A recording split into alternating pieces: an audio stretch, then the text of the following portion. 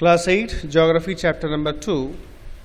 Now, today we will continue our second part. There will be total 3 parts since the chapter is very, very lengthy. So, we will be completing this in 3 parts. So, today is the second part. Factors of soil formation. কি কি কারণে বা কিসের সাহায্যে মাটি তৈরি হয়? The major factors of soil formation are the nature of the parent rock and the climatic factors.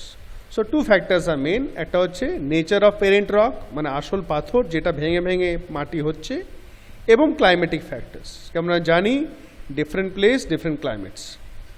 Other factors are the topography, role of organic material and the time taken for the composition of soil formations. আর কি কি আছে? Topography মানে এলাকাটা, মাউন্টেনিয়াস এলাকা না valley না plane, organic material কেমন আছে ওখানে, পোকা মাকড় গাছগাছালি কেমন আছে, কেন সেগুলো তো সয়েলের সঙ্গে মিশে যায়, অ্যান্ড টাইম কতটা লাগছে মাটিটা তৈরি হওয়ার জন্য, এগুলো আদার factors. All this differ from place to place, এগুলো কিন্তু সব আলাদা আলাদা জায়গায় আলাদা আলাদাভাবে ডিফার করে। So soil we can see the chart, parent rock থেকে ইট ডিটারমাইন্স মানে সেটা থেকে আমরা মাটির colour, texture, chemical properties, mineral content, permeability মানে কতটা জল অ্যাবজর্ব করবে, পাস হতে দেবে সেটা, রিলিফ মানে অল্টিটিউড কতটা সি লেভেল থেকে হাই জায়গা বা স্লোপ ঢালু, এটা ডিটারমাইন অ্যাকুমুলেশন অফ সয়েল, সেটা মাটিটা কতটা তৈরি হয়ে হয়ে জমে যাবে সেটা ডিপেন্ড করে। ফ্লোরা অ্যান্ড ফনা, ফ্লোরা মানে প্লান্টস, ফনা মানে animals and micro organisms affect the rate of humus formation, এটা থেকে humus is a part of soil. Time determines thickness of soil profile, যত বেশি টাইম ধরে তৈরি হবে তত ওখানকার সয়েলের থিকনেসটা মোটা হবে। অ্যান্ড ক্লাইমেটের মধ্যে টেম্পারেচার আছে, রেইনফল আছে, influence rate of Wuthering and humus formation, কেন ওয়েদারিং তো রেইনফল আর তোর টেম্পারেচার থেকে হয়, বাকি উইন্ডও আছে কিছুটা, এটা থেকে ওয়েদারিং আর হিউমাস ফর্মেশনে এফেক্ট হয়। নেক্সট চারটা কিন্তু ভালো করে পড়বে। Degradation of soil and conservation measures. Degradation মানে হচ্ছে মাটির কোয়ালিটিটা কমে যাচ্ছে। আচ্ছা, একটু অ্যাক্টিভিটিটা দেখি। In India soils could be alluvial, black, red, laterite, desertic and mountain soil. এই কটা মেন টাইপ অফ সয়েলস মাটিতে মানে আমাদের ইন্ডিয়াতে পাওয়া যায়। বলছে collect a handful of different types of soil and observe how are they different. একটু কালেক্ট করে দেখতে বলছে কীভাবে তারা আলাদা। কিছু তোমরা করতে পারো, 2-3 টাইপে পেয়ে যাবে, ঠিক আছে। Soil erosion and depletion are the major threats to soil as a resource. The soil erosion R depletion মানে মাটিটার যে কমে যাচ্ছে, erosion ক্ষেত্রেই কমে যাচ্ছে বা আমাদের কারণে কমে যাচ্ছে, এই দুটো হচ্ছে মেজর থ্রেট মানে ডেঞ্জার মাটির জন্য। Both human and natural factors can lead to degradation of soils. মানুষের জন্য এবং নেচারের জন্য দু কারণেই কিন্তু মাটিটা ডিগ্রেড হয়ে যাচ্ছে। Factors which lead to soil degradation আর কি কি কারণে হয়? Deforestation, overgrazing, over use of chemical fertilizers or pesticides, rain wash, landslides and floods. So these are the major factors of soil degradation বা সয়েল ইরোশন বলতে পারি আমরা। Now some methods of soil conservation are listed below. কি কিভাবে আমরা সয়েলটাকে conserve করতে পারি? Mulching. The bare ground between plants is covered with a layer of organic matter like straw. It helps to retain soil moisture. তা বলছে যেখানে অনেক সময় চাষের ক্ষেত্রে হয়, সব জায়গায় নয়, যখন স্পেশালি ভেজিটেবলস বা ফ্রুটস লাগানো হয় তখন যে বের মানে ফাঁকা মাটির উপরে কিছু বিছিয়ে দেওয়া হয়, যেমন খড় বিছিয়ে দেওয়া হয় যাতে ওইখানটা ময়েশ্চারটা থাকবে। কেন খড় বিছানো থাকলে সানলাইটটা ডাইরেক্ট পড়বে না মাটিতে, তাহলে শুকাবে না মাটিতে চট করে, তাই না? কেন শুকালে কি হয়, পাউডার হয়ে যায় মাটিটা, তখন জলে আর হাওয়াতে উড়ে চলে যায়। কিন্তু কিছু খড়, যেটা এখানে বলেছে স্ট্র, দিলে ময়েশ্চারটা থাকবে, তাড়াতাড়ি শুকাবে না এবং ইরোশনটা হবে না বা ডিগ্রেডেশনটা হবে না চট করে। Contour barriers, stones, grass, soil are use to build barriers along contours. তাই কি বলা হচ্ছে, এই যে কন্ট্রোর লাইন দেখো, ঠিক এক একটা জমি পরপর পাথর দিয়ে বা ঘাস দিয়ে বা মাটি দিয়ে বাঁধা, মানে একটা পাঁচির পানি বানানো হয়, যেটাকে কন্টোর্স বলা হয়। এখানে আমরা দেখতে পাচ্ছি এই যে কন্টোর ফার্মিং বা কন্টোর প্লাইং। এই যে ইয়েলো পার্টটা দেখছো, এগুলো হচ্ছে তোমার মাটি, আর তার সামনে সামনে কি করা হয়েছে, trenches are made in front of the barriers to collect water. তা এখানে যে ব্যারিয়ার্সগুলো বানানো হয় তার সামনে লম্বা করে সরু ড্রেন টাইপ করা হয়, সেখানে জলটা কালেক্ট করতে দেওয়া হয়। তাহলে জলটা কালেক্ট হয় মানে জলটা খুব ফোর্সে কিন্তু নিচের দিকে যাবে না, মাটিটাকে ধুয়ে নিয়ে যাবে না। Rock dam, rocks are piled up to slow down the flow of water. This prevents gullies and further soil loss. পাথর দিয়ে ড্যাম তৈরি করা হয় যাতে পুরো মাটিটা ভেসে চলে না যায়। এবং দেখবে পুকুরের ধারে বর্ষার সময় জল কেটে কেটে মাটি কেটে দেয়, ওগুলোকে বলা হয় গালিজ বলা হয়। তা মাটি কেটে কেটে তো মাটিটা ধুয়ে নিয়ে চলে যায়, তাই না, ওইটা প্রিভেন্ট করে। Terrace farming, broad flat steps or terraces are made on the steep slopes so that flat surfaces are available to grow crops. তাই দেখতে হচ্ছে পাহাড়ের নিচে নিচে সিঁড়ি মতন চ্যাপ্টা চ্যাপ্টা চড়া চড়া এরকম মাটিটাকে তৈরি করা হয়, এখানে চাষ করা হয়। They reduce surface run off and soil erosion. এরকম করলে গাছগুলো লাগাতে হয়, এরকম করে গাছ লাগালে গাছগুলো মাটিকে ধরে রাখবে, এবং জল যখনই উপর থেকে আসবে তখন স্পিডটা এক এক করে কমে যাবে, কেন গাছগুলো রয়েছে এবং স্টেপ যেহেতু আছে একদম প্লেন স্লোপ নেই, সেই জন্য জলের স্পিডটাও কম হয় এবং গাছগুলোও কিন্তু আটকায়, মাটিটা ধুয়ে যেতে আটকায়। Intercropping, different crops are grown in alternate rows and are sown at different times to protect the soil from rainwash. তা বলছে আলাদা আলাদা ধরনের ক্রপস লাগানো হয়, আলাদা আলাদা টাইমে আলাদা আলাদা রোজে, একটা রোদে একরকম ক্রপ। এটাতে কি হয়, ধর একটা ক্রপটা হারভেস্ট হয়ে গেল আর একটা ক্রপ কেন একই টাইমে তো হারভেস্ট হবে না, তো সবসময় একরকম ক্রপ থেকে যাবে হয়তো, দিয়ে এই যে বৃষ্টিতে যে ধুয়ে চলে যায় সেটা কিন্তু হবে না। Next, contour ploughing, plowing parallel to the contours of a hill slope to form a natural barrier for water to flow down the slope. So, contour plowing parallel to the contours. তো যেমন এই যে terrace ফার্মিংয়ে দেখছি আমরা এক একটা জমির পার্টকে আমরা কন্টোর বলতে পারি।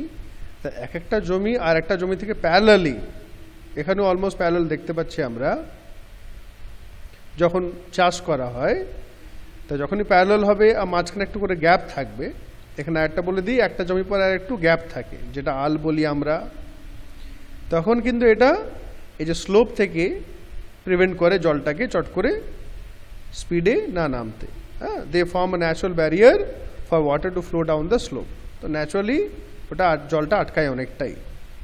Shelter belts, you can see the picture, in the coastal and dry regions rows of trees are planted to check the wind movement to protect the soil. Line ধরে গাছ লাগিয়ে দেওয়া হয় যাতে খুব জোরে যখন হাওয়া চলে মাটিটাকে কিন্তু উড়িয়ে নিয়ে যেতে পারবে না, কেন গাছগুলো হাওয়াটাকে স্পিডটাকে স্লো করে দেবে। এটা বেশিরভাগ কোস্টাল এবং ড্রাই রিজনসে হয় মেথডটা। নাও একটা সুন্দর অ্যাক্টিভিটি দিয়েছে, ভেরি সিম্পল অ্যাক্টিভিটি, একটু পড়ে তোমরা করবে, ভালো লাগবে, মানে জাস্ট পড়ে নিও, করার দরকার নেই, পড়ে নিও। কিন্তু এখানে প্লান্টস সিম্পল বলে দিচ্ছি আমি একটু, এই ট্রেতে শুধু মাটি আছে, কোনো গাছ নেই, আর এটাকে একটু মানে স্লোপ করে রাখা হচ্ছে, ঢালু, জল যখনই পড়বে কিন্তু মাটিটা অনেক বয়ে চলে আসবে, দেখতেই পাচ্ছ। আর এখানে গাছ লাগানো আছে, গাছের রুটসগুলো তো মাটিকে ধরে রাখবে, তো ইভেনচুয়ালি কিন্তু সয়েল ইরোশনটা খুব কম হবে। Next, water is a vital renewable natural resource. Vital মানে খুবই জরুরি, and it is also renewable, তাই না, because through water cycle the total water of the earth is renewed. 3/4 of the earth's surface is covered with water. 4 ভাগে 3 ভাগ জলে ভর্তি আছে বা ঢাকা আছে। It is therefore appropriately called the water planet. সেই জন্য পৃথিবীকে আবার খুব ঠিকভাবে, ঠিকই appropriately মানে ঠিকই বলে যে আমাদের পৃথিবীটা ওয়াটার প্ল্যানেট। 4 ভাগে 3 ভাগ জল, 1 ভাগ জমি বা মাটি। It was in the primitive oceans that life began almost 3.5 billion years back. তা বহুত প্রিমিটিভ, মানে অনেক অনেক মানে 3.5 বিলিয়ন ইয়ার্স আগো এই ওশান সমুদ্রেই কিন্তু জীবনটা আরম্ভ হয়েছিল। Even today the oceans cover 2/3 of the earth surface and support a rich variety of plant and animal life. তা এখনও কিন্তু 3 ভাগে 2 ভাগ কিন্তু পৃথিবী ওশানস আছে, যেটা আমাদের প্রচুর রকমের গাছগাছালি এবং জীবজন্তু আছে। The ocean water is however saline and not fit for human consumption, কিন্তু সমুদ্রের জলটা নোনতা থাকে এবং আমাদের জন্য ঠিক নয় ব্যবহার করার যোগ্য। Fresh water accounts for only about 2.7%। Fresh water যেটা আমরা ইউজ করি খাই, এটা শুধু টোটাল ওয়াটারের 2.7%। জাস্ট ইম্যাজিন, মানে 100 লিটার হলে 2 লিটার 700 ml হচ্ছে ভালো জল।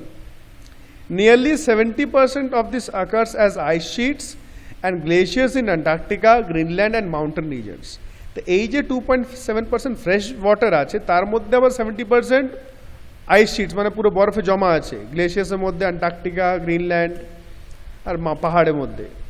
ডিউ টু দেয়ার লোকেশন দে আর ইনঅ্যাক্সেসেবল। এমন জায়গায় বরফগুলো আছে, বরফ মানেই জল, সেখানে এমন জায়গা আছে কি ওখানে আমরা অ্যাক্সেস করতে পারবো না, যেতে পারবো না বা চট করে ইউজ করতে পারবো না। Only 1% of fresh water is available and fit for human use. আর এই 2.7 এর মধ্যে 1%ই কিন্তু মানুষের জন্য যেটা পায় এবং ব্যবহারযোগ্য।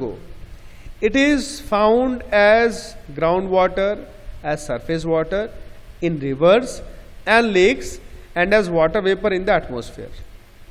তাই what are the different forms of water? Ground water মাটির ভেতরে, মাটির ওপরে সারফেস ওয়াটার, রিভার্স আছে, লেকস আছে, পন্ডস আছে, আর water vapour in the atmosphere, যেটাকে আমরা হিউমিডিটিও বলি। Fresh water is therefore the most precious substance on earth. The fresh water হচ্ছে সব থেকে দামি জলের মধ্যে। Water can neither be added not subtracted from the earth. তা বলছে জল পৃথিবীর মধ্যে আমরা অ্যাডও করতে পারবো না, সাবট্রাক্টও করতে পারবো না। It's total volume remains constant. Total volume কিন্তু একই থাকে। Its abundance only seems to vary because it is in constant motion, cycling through the oceans and the air, the land and back again through the processes of evaporation, precipitation and runoff. The total volume same থাকছে, কিন্তু আলাদা আলাদা জায়গায় এর যে মাত্রাটা, abundance মানে কতটা কম বা বেশি পাওয়া যাচ্ছে, এটা ভ্যারি করে। কারণ জল তো সবসময় মোশনে, আটকি নাই কোনো জায়গায়, এবং এটা হাওয়াতে, ল্যান্ডে থেকে মানে ফিরে আসে, হাওয়ায় গেল আবার মাটিতে এলো, মাটি থেকে আবার হাওয়ায়। এই what is this cycle call? Water cycle, তাই না? ইভাপোরেশন, প্রেসিপিটেশন, মানে প্রেসিপিটেশন হচ্ছে যেভাবে জলটা পৃথিবীতে পড়ছে, সেটা রেন হতে পারে, স্নো হতে পারে, হেল হতে পারে, বুঝতে পেরেছ? Different forms of precipitation are there. This as you already know is refer to as water cycle. আচ্ছা, ডু ইউ নোটা দেখবো, in 1975 the consumption of water for human use was 3,850 cubic kilometer per year. It soared to more than 6,000 cubic kilometer per year in the year 2000. The cubic kilometer মানে হচ্ছে একটা cube. Cube all of you know, যার total side হচ্ছে 1 kilometre বা 1 kilometre, মানে length breadth height হচ্ছে 1 cube. তা এত কিউবিক কিলোমিটার মানুষরা ইউজ করতো 1975 পর্যন্ত। অলমোস্ট ডাবলের কাছাকাছি হয়ে গেছে 2000, মানে এখন তো 2020 চলছে, আরও বেড়ে গেছে। Do you know a dripping tap waste 1200 litres of water in year? একটা লিকিং ট্যাপ যেটা টপ টপ করে পড়ছে খুব আস্তে আস্তে, 1200 লিটার বছরে কিন্তু নষ্ট হয়। 1200, তার মানে একদিন কত litre? You can calculate by dividing by 365. Now humans use huge amounts of water not only for drinking and washing but also in the process of production. তা শুধু খাওয়া দাওয়া বা অন্য ইউজ নয়, কিন্তু প্রোডাকশন মানে ইন্ডাস্ট্রিজও অনেক ইউজ হয়। Water for agriculture, industries, generating electricity through reservoirs of dams and the other usages. তা যারা কারেন্ট তৈরি করছে, হাইড্রো ইলেকট্রিসিটি পাওয়ার যেটা আছে, কারখানায়, এগ্রিকালচারে লাগে। Increasing population, rising demands for food and cash crops, increasing urbanization and rising standards of living are the major factors leading to shortages in supply of fresh water, either due to drying up of water sources or water pollution. তা population বাড়ছে, demand বাড়ছে খাবারে, cash crop মানে যেগুলো বেশি বিক্রি হয় যেমন জুট, কটন, আরও ফ্রুটস ভেজিটেবলস আছে। ইনক্রিজিং আরবানাইজেশন মানে ঘর বাড়ি বাড়ছে ভাই, শহর বাড়ছে, আর মানুষের স্ট্যান্ডার্ড অফ লিভিং বাড়ছে। আগে হ্যান্ডপাম্প ছিল, এখন সবারই বাড়িতে বাড়িতে মোটর হয়ে গেছে, তাই না? তো এই সব কারণে ফ্রেশ ওয়াটারের শর্টেজটা হয়ে যাচ্ছে। একটা হচ্ছে যেগুলো সোর্সগুলো ড্রাই শুকিয়ে যাচ্ছে বা কমে যাচ্ছে, আর সাথে সাথে ওয়াটার পলিউশনটাও কিন্তু কারণ একটা, এটা হচ্ছে আর হওয়ার জন্য আবার জল কমে যাচ্ছে, ব্যবহার করতে পারছে না মানুষ। এটা একটা অ্যাক্টিভিটি দেওয়া আছে, এটা তোমরা একটু দেখে নেবে। না problems of water availability, there is scarcity of water in many regions of the world. তা পৃথিবীর অনেক জায়গায় কিন্তু জলের অভাব। Most of Africa, West Asia, South Asia, parts of western USA, north west Mexico, parts of South America and entire Australia are facing shortages in fresh water supply. তো এই সমস্ত এলাকায় কিন্তু অনেক জলের অভাব। Countries located in climatic zones most susceptible to droughts face great problems of water scarcity. The climatic zones মানে হচ্ছে বেসিক্যালি ইকুয়েটরের পাশাপাশি যে এলাকাগুলো আছে সেখানে বা যেখানে খুব হট টেম্পারেচার, ওখানে বেশি আর ড্রটস মানে আকাল, ওয়াটার স্ক্যারসিটি, এই অভাবগুলো কিন্তু ওখানে বেশি হয়। Thus water shortage may be consequence of variation in seasonal or annual precipitation, or the scarcity is caused by over exploitation and contamination of water sources.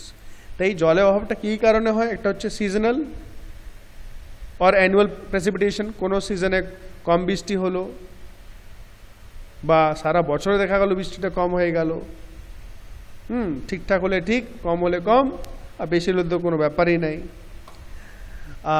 আর হয় কী কারণে? ওভার এক্সপ্লয়টেশন, জলটা বেশি ইউজ করে নেওয়া, ওয়েস্টেজ বা কারখানা বেড়ে গেল, বা কন্টামিনেশন মানে দূষিত হয়ে যাওয়া ওয়াটার সোর্সেস, তখন তো সেটা ব্যবহার করতে পারবে না আবার জলটা। কনজারভেশন অফ ওয়াটার, এবার জল কি করে বাঁচাবো? Access to clean and adequate water sources is a major problem facing the world today. তা পরিষ্কার ভালো জলটা পাওয়া, অ্যাক্সেস মানে পাওয়া, ব্যবহার করা, সেটা হচ্ছে বড় সমস্যা। Steps have to be taken to conserve this dwindling resource. Dwindling মানে যেটা এত কমে কমেই যাচ্ছে ভালো জলটা, এটাকে বাঁচানোর জন্য আমাদেরকে স্টেপস নিতে হবে। Even though water is a renewable resource, its overuse and pollution make it unfit for use. The জলি ওয়াটার আমরা আগেই পড়লাম, ওয়াটার রিনিউয়েবল রিসোর্স, কিন্তু এর বেশি ইউজ হলে আর পলিউশন হলে তো আনফিট হয়ে যাচ্ছে। আর জলটা যেটা আমরা ইউজ করি বেশিরভাগ যেটা আন্ডারগ্রাউন্ড ওয়াটার, আমরা আগেই পড়েছি, সেটা তো একদিন দুদিনে গিয়ে রিপ্লেনিশ হবে না, যে আমরা ইউজ করে নিলাম কালকে আবার জল আবার অতটা বেড়ে যাবে না। It takes so much of time to seep drop by drop দিয়ে গিয়ে গ্রাউন্ড ওয়াটার তৈরি হয়। Discharge of untreated or partially treated sewage, agricultural chemicals and industrial effluents in water bodies are major contaminants. Discharge মানে ছেড়ে দেওয়া, factory থেকে untreated মানে আগে অনেক আছে ফ্যাক্টরি যেখানে ওয়াটার ট্রিটমেন্ট প্লান্টস আছে, যে জলটাকে একটু পরিষ্কার করে দিয়ে ছাড়া হয়, সেগুলো আলাদা মেকানিজম আছে। তা আনট্রিটেড বা পার্শালি ট্রিটেড মানে ঠিক করে পরিষ্কার না করে ছেড়ে দেওয়া হলো এই নোংরা জলটা। আর এগ্রিকালচার কেমিক্যালস যেগুলো ইউজ করে সেগুলো ধুয়ে ধুয়ে যায়। ইন্ডাস্ট্রিয়াল এফ্লুয়েন্টস মানে কারখানা থেকে যে নোংরা জলগুলো বেরিয়ে আসে, এগুলো বেশিরভাগই এগুলো হচ্ছে মেন কন্টামিনেন্টস, মানে যার জন্য পলিউশনটা হচ্ছে, water pollution. They pollute water with nitrates, metals and pesticides. Very important point. কী কী থাকে বেশিরভাগ পলিউটেন্টসের মধ্যে? Nitrates, metals and pesticides. এই যে রিভার যমুনা ছবি দেখতে পাচ্ছ 2.8 is getting polluted due to sewage, মানে বাড়ি ঘর থেকে ফ্ল্যাট থেকে যেগুলো পায়খানা জলটা যাচ্ছে, পায়খানা বাথরুমে জলটা বড় ড্রেনে গিয়ে মিক্স হয়, বড় বড় ড্রেনগুলো এখানে গিয়ে মিক্স হয়। আর industrial effluents and garbage. Most of this chemicals are non biodegradable and reach human bodies through water. তো বেশিরভাগ এর মধ্যে যে পলিউটেন্টসগুলো আছে নন বায়োডিগ্রেডেবল, আর এটা আমরা যখন এটা স্লোলি ক্রপসের মধ্যে বা আন্ডারগ্রাউন্ডে চলে যায়, দিয়ে আমাদের বডিতেও চলে আসে, অল্প অল্প করে আসে। Water pollution can be control by treating these effluents suitably before releasing them in water bodies. তা কারখানা টারখানা থেকে বা আমাদের বাড়ি থেকে, বড় ফ্ল্যাট থেকে যখন বেরোয়, দিয়ে বড় ড্রেনে গিয়ে মিক্স হয়, তা অনেক অনেক শহরে আছে ব্যবস্থা, এগুলোকে ঠিক করে ট্রিটমেন্ট করে একটু যাতে নোংরাগুলো একটু কমে যায়, দিয়ে ছাড়লে কিন্তু রিলিজ করলে আরও ভালো হয়, কমে এই পলিউশনটা। Forest and other vegetation cover slow the surface run off and replenish underground water. দেখো জলটা যদি এক জায়গায় জমে থাকে তাহলে ওখানে সিপেজ হয়ে হয়ে নিচে যাবে, কিন্তু সেটা তো হয় না বেশিরভাগ, জলটা তো ভেসে চলে যায় অন্য অন্য জায়গায়। তো সেটাই বলছে, যদি ফরেস্ট জঙ্গল বা মাটির উপরে ভেজিটেশন মানে গাছ গাছের বেশি থাকবে, তার জলটা যে রান অফ, জলটা ভেসে চলে যাচ্ছে, বয়ে চলে যাচ্ছে, সেটা অত চট করে হবে না। এটা জলটা ওরা টেনে নেবে এবং আন্ডারগ্রাউন্ড ওয়াটারটা রিপ্লেনিশ হবে, মানে আবার বাড়বে। Water harvesting is another method to save surface run of. Water harvesting মানে জলটাকে ব্লক করে আটকিয়ে রাখা। এবং আমরা পড়েছি ওয়াটার হারভেস্টিং সায়েন্সে পড়েছি, ছাদের জলটা নিয়ে একটা নিচে গর্ত তৈরি করা পিট, তার মধ্যে ছাদের জল, রেইন ওয়াটার জলটাকে আমরা স্টোর করব, দিয়ে আন্ডারগ্রাউন্ড ওয়াটারটা রিপ্লেনিশ হবে। The canals used for irrigating field should be properly lined to minimise losses by water seepage. তা ক্যানাল যেগুলো তৈরি হয় সেগুলো ঠিক করে লাইন, মানে দুই ধারগুলো ঠিক করে রাখতে হবে যাতে জলটা করে লিকেজ হয়ে জলটা নষ্ট না হয়ে যায়। এবং ভেতরে দেখবে বড় বড় পাথর দিয়ে প্লাস্টার টাইপ করা হয় যাতে জলটা সাইডে মাটিতে না অ্যাবজর্ব হয়ে যায়। আসল যেটা কাজ চাষের জন্য সেখানে যেন কাজে লাগে। Sprinklers effectively irrigate the area by checking water losses through seepage and evaporation. এই যে স্প্রিংকলার সিস্টেম এডুকেশন, সেটা থেকে জল ওয়েস্টেজটা অনেক কম হয়। এমনি জল তো যা যায় অনেকটা এভাপোরেট হয়ে যায়, কিন্তু এটা বেশিরভাগটাই কিন্তু পুরো ইউটিলাইজ হয়ে যাবে। In dry regions with high rates of evaporation, drip or trickle irrigation is very useful. So drip or trickle irrigation দুটি একই জিনিস, যেখানে খুব জলের অভাব সেখানে এটা ইউজ করা হয় টেকনিকটা। The valuable water resource can therefore be conserved by adopting these means of irrigation. তো এই যে জলটা যেটা খুবই ভ্যালুয়েবল, এটাকে আমরা কনজার্ভ করতে পারি যদি এই ধরনের আমরা স্টেপসগুলো নিই। So I will keep it till here only, second part, third পার্টে আমরা বাকিটা কমপ্লিট করব। আচ্ছা, হোমওয়ার্ক হচ্ছে, এর আগের দিনও দিয়েছিলাম, কেউ তো পাঠাও নাই, আজকেও বলছি, আপ টু দিস যতটা পড়িয়েছি আজকে আগেরটাও, you make short notes, fill in the blank, small definitions, কিছু ইম্পর্টেন্ট পয়েন্টস খাতায় লেখো, ওগুলো ছবি পাঠাও আমাকে, and learn and go through the chapter also.